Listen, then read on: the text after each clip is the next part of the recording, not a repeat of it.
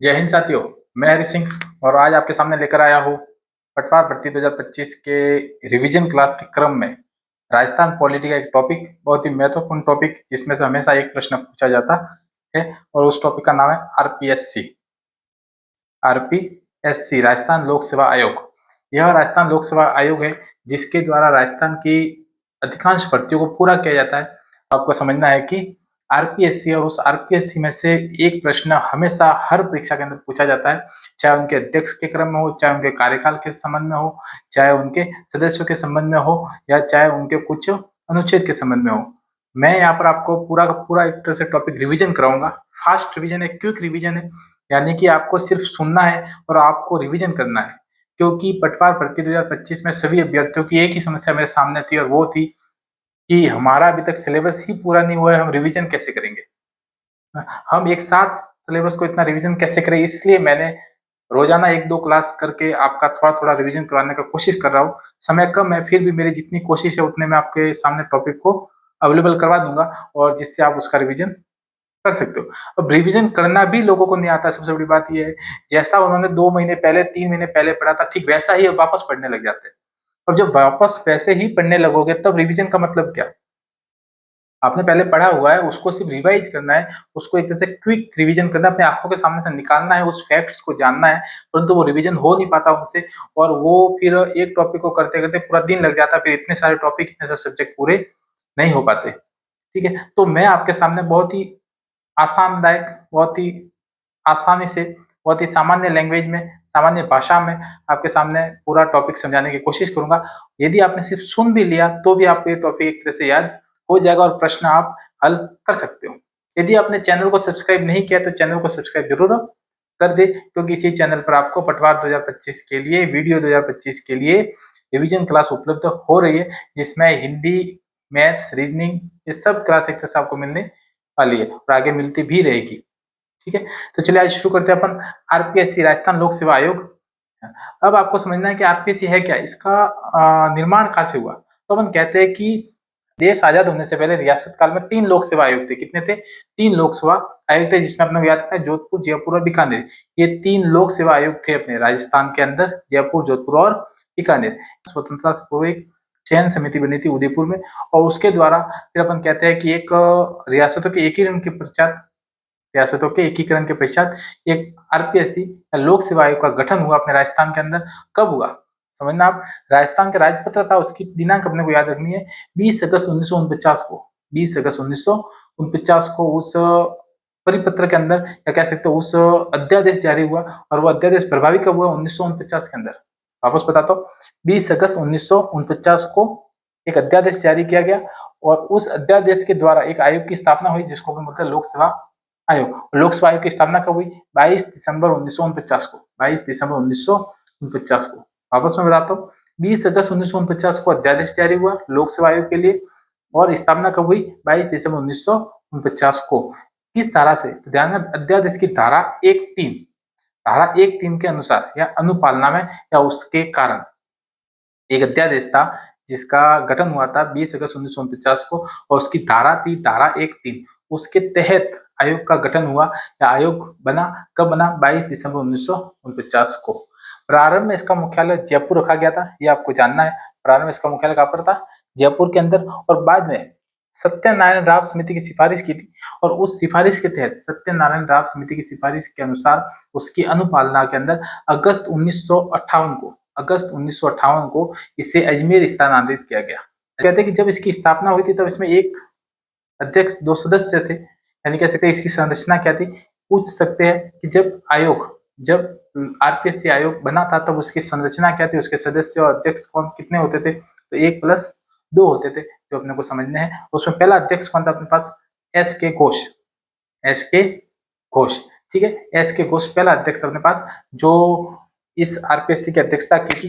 और 2 सदस्य थे और जिसमें अपने को पता है एन.आर. चांड्रोकर और देवी शंकर तिवारी, डी.एस. तिवारी। यही डी.एस. तिवारी बाद में कहते हैं कि 1951 से कौन क्या बनते हैं? अध्यक्ष बनते हैं। 1951 से 1958 तक सर्वाधिक कार्यकाल वाले आरपीएससी के अध्यक्ष डी.एस. तिवारी, देवी शंकर तिवारी। फिर अपन कहते हैं कि 27 जून 2011 को, ध्यान रखना, 27 जून 2011 को आरपीएससी की संरचना में परिवर्तन किया गया और क्या हुआ, 1+7 हो गया, एक अध्यक्ष 7 सदस्य, एक अध्यक्ष प्लस 7 सदस्य, टोटल मिलाकर 8 मेंबरों का एक तरह से आयोग बन गया। तो वो कब बना, जून 2011 में। और कहते हैं कि जून 2013 में पहली बार 7 सदस्य नियुक्त हुए थे आरपीएससी के अंदर। जून 2013 में पहली बार 7 सदस्य नियुक्त हुए। अब प्रश्न पूछा गया है कि 7 सदस्य कब बनाए गए, तो 27 जून 2011 को। और कब 7 सदस्य पूर्ण हुए थे, वो था अपने 29 जून, या कह सकते हैं जून 2013 के अंदर। ठीक है ना, आप कह सकते हैं जून 2013 के अंदर 7 सदस्य पूर्ण हो गए। अब अपने को पूछते हैं कि भाई ये सदस्यों की संख्या बढ़ाना और कम करने का कार्य किसके पास है, तो क्या ध्यान रखना, राज्यपाल के पास है ना। और राज्यपाल एक राजस्थान लोक सेवा आयोग अधिनियम है 1974, उसके अंतर्गत यह कार्य करता है। संख्या में वृद्धि करना, संख्या में कमी करना, उसके तहत यह कार्य करता है। ठीक है, तो आपको समझ में आना। फिर क्या हुआ, अभी वर्तमान में राजस्थान सरकार, भजन लाल शर्मा जी की जो सरकार है, उसने आरपीएससी के, या कह सकते हैं आरपीएससी के सदस्यों को बढ़ा दिया है। अब 1+10 कर दिया है, 1+10 कर दिया, यानी कि 10 सदस्य प्लस एक अध्यक्ष, यानी टोटल कितना हो गए, 11 हो गए।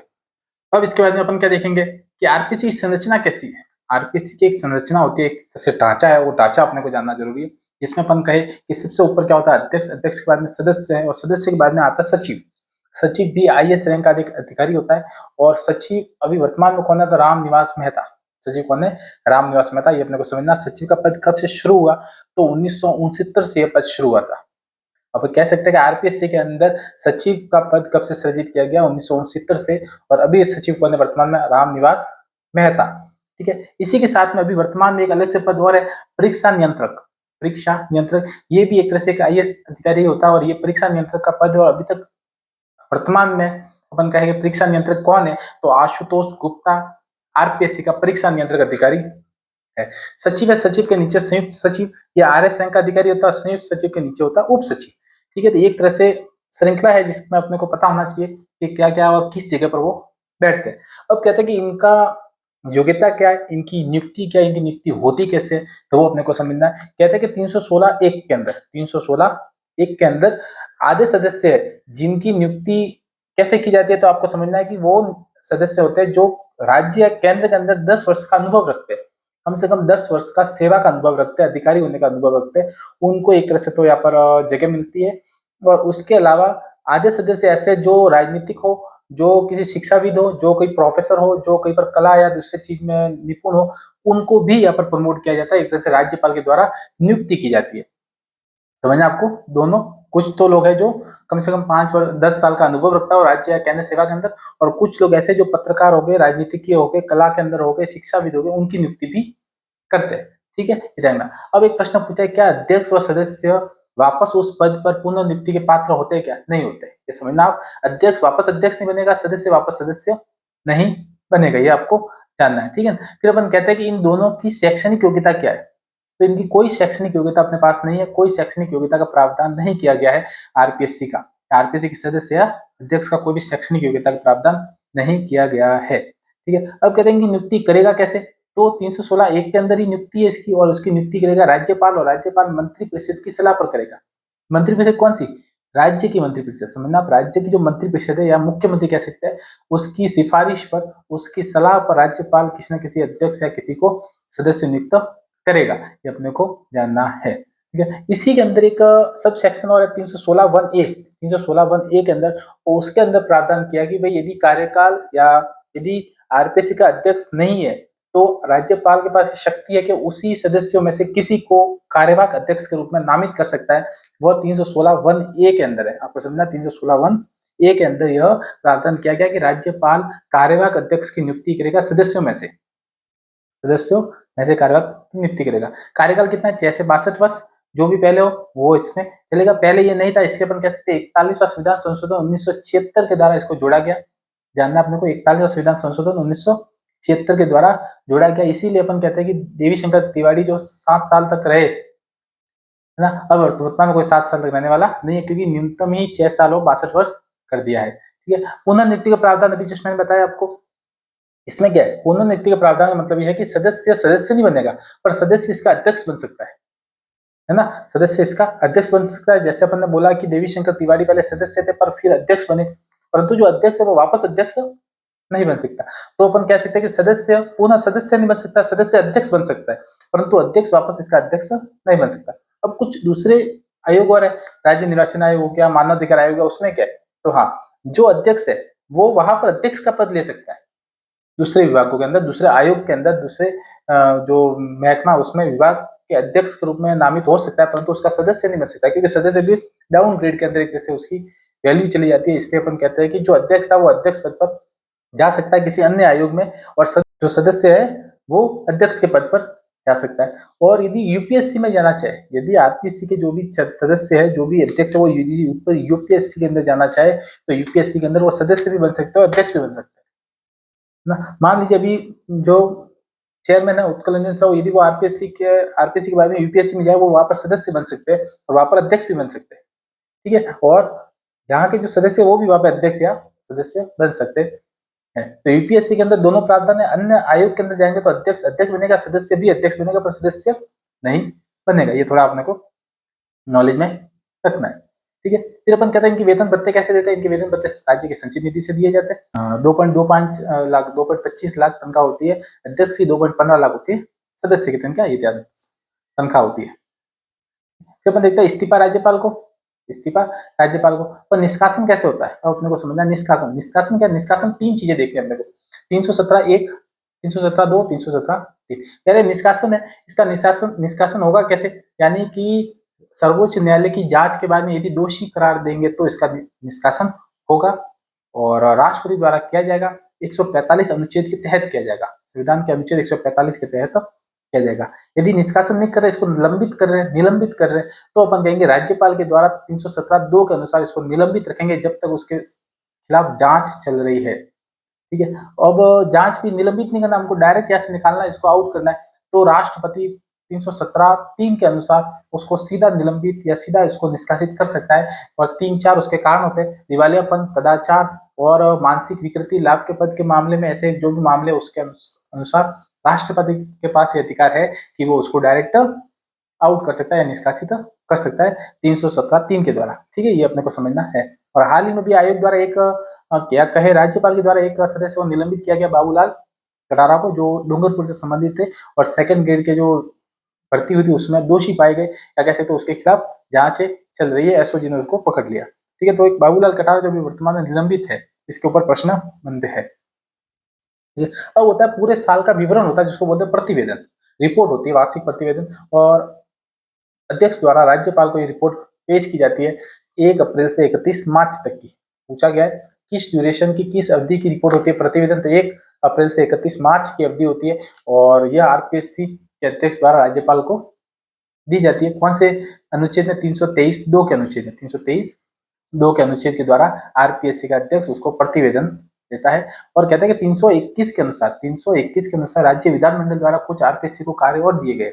आप कहते हैं 321 का संबंध क्या, अतिरिक्त कार्य से संबंधित है, जो विधानमंडल आरपीएससी को देता है। अब कहते हैं 320 के अनुसार आरपीएससी के कार्य, इसमें अपन कहते हैं 320(1) के अंदर विभिन्न भर्तियों को पूरा करना, उसके साक्षात्कारों को पूरा करवाना, विभिन्न मामलों में सलाह देता है। ध्यान रखना, राज्य सरकार को विभिन्न मामलों में सलाह देता है, परंतु राज्य सरकार इसकी सलाह मानने के लिए बाध्य नहीं है। यदि कथन के प्रश्न पूछते हैं उसमें ये प्रश्न आता है। और 320(3) के अनुसार यह बताया गया कि राज्य सरकार को यह एक तरह से अपन कह सकते हैं सलाह देने के लिए बाध्य है, दे सकता है, परंतु सलाह माने या न माने वो उनकी मर्जी है। ये कुछ कुछ चीजें जो अपने को समझनी है। डीपीसी कर सकती है उसके विभाग के अंदर, और पदोन्नति कर सकती है, डीपीसी के बैठकों का अनुमोदन कर सकती है 320(3) के अनुसार। राज्यपाल को वार्षिक प्रतिवेदन भेजता है 323(2) के अनुसार। राज्य विधानमंडल के द्वारा कुछ अन्य कार्यभार सौंपे 321 के अनुसार। बहुत सारी चीजें जो अपने को पड़ी हुई है, अपने को सिर्फ रिविजन करना है, इसलिए मैं आपको क्विक रिविजन करवा रहा हूँ, ठीक है। अब कहता है आरपीएससी के द्वारा आरएस का एग्जाम कब करवाया गया। आरएस का परीक्षा का आयोजन सर्वप्रथम 1986 के अंदर हुआ। आरपीएससी द्वारा आरएस का एग्जाम सर्वप्रथम 1986 में हुआ था, ठीक है। आयोग को संवैधानिक दर्जा दिया गया, जैसे आपको पता है संविधान के अंदर अनुच्छेद है तो उनको संवैधानिक दर्जा बोला जाता है। 315 से 323 तक आरपीएससी के अनुच्छेद का वर्णन मिलता है। उसके बाद प्रशासनिक ढांचा कौन सा है या प्रशासनिक संरचना कैसी है। आरपीएससी के जो कार्यालय है उसको भी 6 भागों के अंदर बांटा गया, जिसमें प्रशासनिक संभाग, उसको संभाग बोला गया है, भर्ती संभाग, परीक्षा संभाग, लेखा संभाग, विधि संभाग और शोध संभाग। शोध संभाग, प्रशासनिक भर्ती परीक्षा, प्रशासनिक भर्ती परीक्षा, लेखा विधि और शोध, लेखा विधि और शोध ये तो अलग अलग विभाग है इसमें, वो अपने को देखना है। कार्य प्रणाली या तो विनियम बनाए गए या कह सकते हैं कार्य प्रणाली जो है इसके लिए नियम बनाए गए, वो नियम अपने को याद रखना है। 1963, 1975, 1976, 1963, 1975, 1976 3 सन के अंदर ये नियम बना, ये प्रश्न पूछा गया है और अपने को ध्यान में रखना है। 63, 75 और 76 के अंदर कार्य प्रणाली के विनियम बनाए गए हैं। ठीक है, ये कुछ चीज अपने को देखेंगे। फिर कहते हैं कि आयोग का नया कार्यालय बना गया अजमेर में। अजमेर में कब बनाया गया ये समझना अपने को। 21 अक्टूबर 2000 को राज्यपाल अंशुमान सिंह के द्वारा उसका उद्घाटन हुआ। अजमेर के गोगरा घाटी के अंदर इसका कार्यालय बनाया गया 21 अक्टूबर 2000 को। 21 अक्टूबर 2000 को ये हमें देखना है। अब कहते हैं आरपीएससी के कार्य और अधिकारों का वर्णन किसमें, तो अनुच्छेद 16 के अंदर भी इसका वर्णन मिलता है, 234 के अंदर भी मिलता है और 315 से 323 के अंदर भी मिलता है। लोक सेवा आयोग राजस्थान के या किसी राज्य के लोक सेवा आयोग का वर्णन है अनुच्छेद 16, 234, 315 से 323 तक इसका वर्णन मिलता है। ठीक है, ये कुछ कुछ चीजें जो अपने को समझना है। और अपने को कहते हैं कि आरपीएससी के अंदर भी नवाचार हुए धीरे धीरे, है ना, वो अपने को समझना है। इसमें सबसे बड़ा नवाचार है OTR. OTR one time registration कब हुआ था, कब शुरू हुआ था, वो अपने को तारीख याद नहीं। 2022 के अंदर 20 जनवरी 2022 को ओटीआर वन टाइम रजिस्ट्रेशन शुरू हुआ था। ऑन स्क्रीन मार्किंग सिस्टम भी हुआ, OSM on screen marking system, यानी कि जब भी एग्जाम ले जाएंगे स्क्रीनिंग होगी, वो भी इसमें किया गया। माई एग्जाम माई रिव्यू यानी मेमोरी भी इसमें एक तरह से सिस्टम भी शुरू हुआ। और एमएल कुमावत समिति थी एक, एमएल कुमावत समिति, दो समिति है, एमएल कुमावत और विजय कुमार, है ना, विजय व्यास समिति, सॉरी, एमएल कुमावत और विजय व्यास समिति, दो समिति याद रखिए, दोनों का संबंध आरपीएससी से और दोनों ने कुछ कुछ बातें बोली, वो अपने को समझना है। एमएल कुमावत की समिति क्या कहती है कि वार्षिक भर्ती कैलेंडर जारी हो, फास्ट ट्रैक कोर्ट हो, एक तरह से कि फास्ट ट्रैक हर चीज को फास्ट में लेने का कार्य हो, ऐसा एमएल कुमावत समिति ने इसको कहा था। और विजय व्यास समिति ने बोला कि प्रतियोगी परीक्षा को सुचारू रूप से चलाने के लिए, आयोजित करने के लिए सुझाव दिए थे। ठीक है, ये अपने को जानना है। तो कहते हैं कि अतिरिक्त पद का प्रावधान दिया गया इसके अंदर। और प्रश्न यदि पूछे कि आरपीएससी के अंदर अतिरिक्त पद का प्रावधान कौन सा है, तो परीक्षा नियंत्रक जो आशुतोष गुप्ता है वर्तमान के अंदर। ठीक है, ओएमआर के अंदर 5वां विकल्प दिया, इससे क्या हुआ कि ओएमआर खाली छोड़ के नहीं आ सकते थे, जो भी भरना वो वहीं पर भरना था, इसलिए ओएमआर में 5वां विकल्प दिया जो बाद में अधीनस्थ बोर्ड और आरपीएससी दोनों ने इसको लागू किया। ठीक है, शिकायत निवारण पोर्टल भी शुरू हुआ। शिकायत निवारण पोर्टल हुआ 29 नवंबर 2021 से प्रभावी हुआ। कोई भी आपकी शिकायत हो आप उसके ऊपर लगा सकते हो, तो 29 नवंबर 2021 से ये प्रारंभ किया गया। गुणवत्ता प्रबंधन के लिए 2011 में ISO 9001 सेमीकोलन 2008 9001 2008 का प्रमाण पत्र भी प्रदान किया गया है। ठीक है, अब कहते हैं कि कभी कोई ऐसे राज्य है जिसमें लोक सेवा आयोग नहीं है, तो दो राज्यों का मिलाकर भी संयुक्त लोक सेवा आयोग बन सकता है, जेपीएससी बन सकता है। और उसका जो कार्य है वो सब केंद्र से होता है, केंद्र सरकार यानी राष्ट्रपति उसका सब कार्य करता है, जिसमें अपन क्या नियुक्ति हो गई, इस्तीफा हो गया, निष्कासन हो गया, निलंबन हो गया, सब कौन करता है, राष्ट्रपति करता है। इसमें जब संयुक्त लोक सेवा आयोग है उसमें वेतन भत्तों का निर्धारण राष्ट्रपति खुद करता है या कैसे संसद करती है कि भाई कौन सा राज्य कितना देगा, कितने प्रतिशत देगा, दोनों राज्य अलग अलग प्रतिशत के रूप में इसका वेतन निर्धारण करते हैं। आर्टिकल 315(2) के अनुसार संयुक्त लोक सेवा आयोग का प्रावधान किया गया है, जिसमें संसद के कानून द्वारा गठन के पश्चात एक संवैधानिक या वैधानिक आयोग माना जाएगा। ठीक है, वार्षिक प्रतिवेदन संबंधित राज्यपाल को सौंपेगा 323(2) के अनुसार। संयुक्त लोक सेवा आयोग दोनों ही राज्यों के राज्यपाल को अलग अलग वार्षिक प्रतिवेदन सौंपेगा, ये अपने को ध्यान रखना है।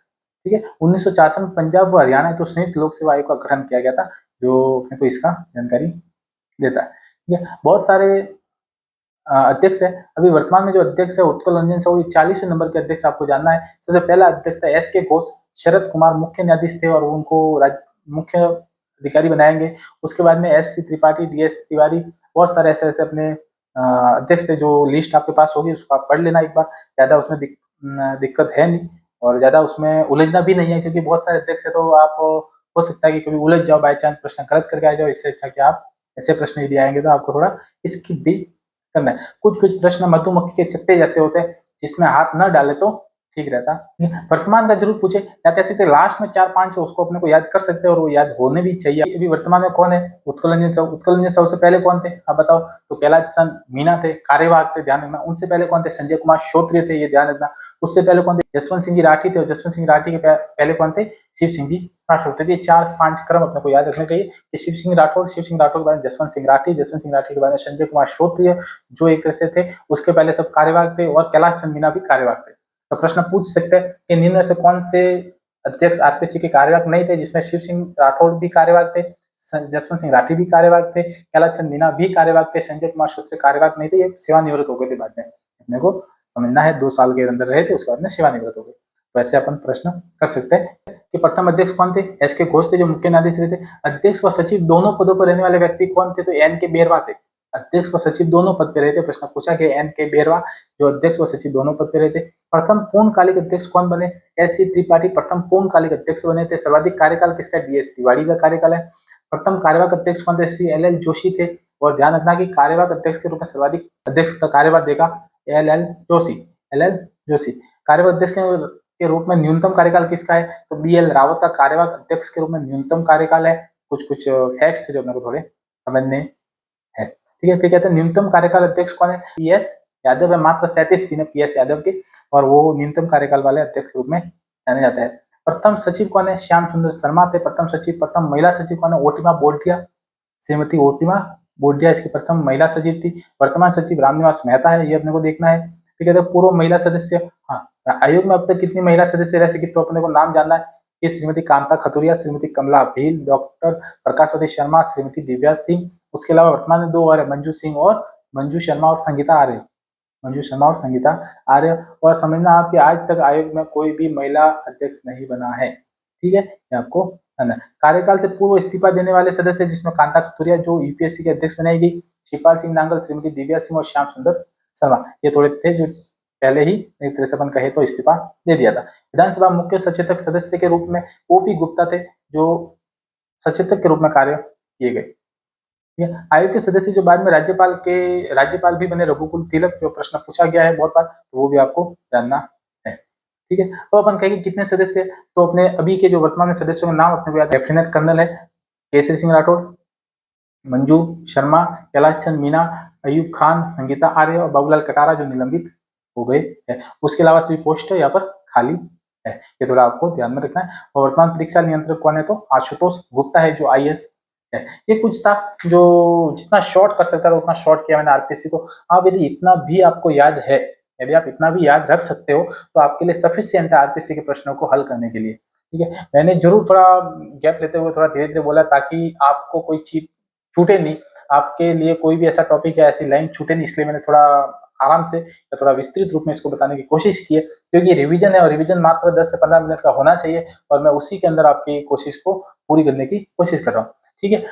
आशा करता हूँ ये वीडियो अच्छा लगेगा। अपने दोस्तों को, अपने मित्रों को ये जरूर शेयर करें। यदि चैनल को सब्सक्राइब नहीं किया तो चैनल को सब्सक्राइब जरूर करें। अपन परीक्षा से पहले पहले जितना भी ये मटेरियल है, जितने भी पॉलिटी से टॉपिक है, जितने भी भूगोल से टॉपिक, जितने भी हिस्ट्री के टॉपिक है, सब अपन पूरे करने की कोशिश करेंगे। आपसे विनती है आप मेरे से जुड़े रहे और अपनी तैयारी को और बेहतर अच्छी करें।